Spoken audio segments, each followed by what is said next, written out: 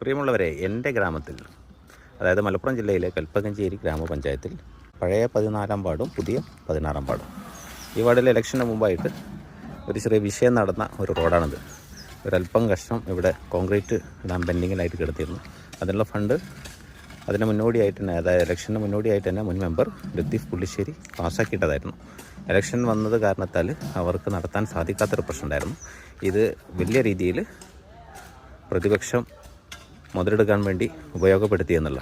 അപ്പോൾ എന്തായാലും ഇവിടെയുള്ള ആളുകളോട് അതിൻ്റെ കാര്യങ്ങളൊക്കെ വ്യക്തമാക്കി കൊടുത്ത്, ഇലക്ഷൻ തെരഞ്ഞെടുപ്പ് ചട്ടം നിലവിൽ വന്നതുകൊണ്ടാണ് നമുക്കത് ചെയ്യാൻ സാധിക്കാത്തത് എന്നൊക്കെ വ്യക്തമാക്കിയത്. ഏതായാലും ആ കാര്യങ്ങൾ പൂർത്തിയാണ്.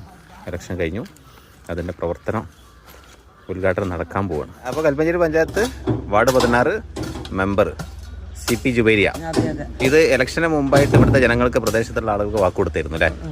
അപ്പോൾ അതിന് മുമ്പ് തന്നെ ഫണ്ട് ഉണ്ടായിരുന്നു. പക്ഷേ ഇലക്ഷൻ ചട്ടം നിലവിൽ വന്നതോടുകൂടി നമുക്ക് ആ വർക്ക് പൂർത്തിയാക്കാൻ സാധിച്ചില്ല. ഇന്ന് ആ വാക്ക് പാലിക്കുകയാണ് അല്ലേ? എന്ത് തോന്നുന്നു ഈ സാഹചര്യത്തെക്കുറിച്ച്?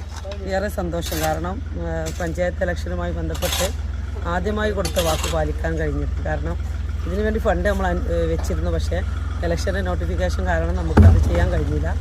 ഏതായാലും ഇപ്പോൾ ആ ഒരു റോഡിൻ്റെ കുറച്ച് ഭാഗമേ ബാക്കി ഉണ്ടായിരുന്നുള്ളൂ. അതുകൂടി ചെയ്യാൻ കഴിഞ്ഞതിൽ വളരെയധികം സന്തോഷം. പ്രദേശവാസികളും എല്ലാവരും ഭയങ്കര സന്തോഷത്തിലാണ്. Okay, thank you.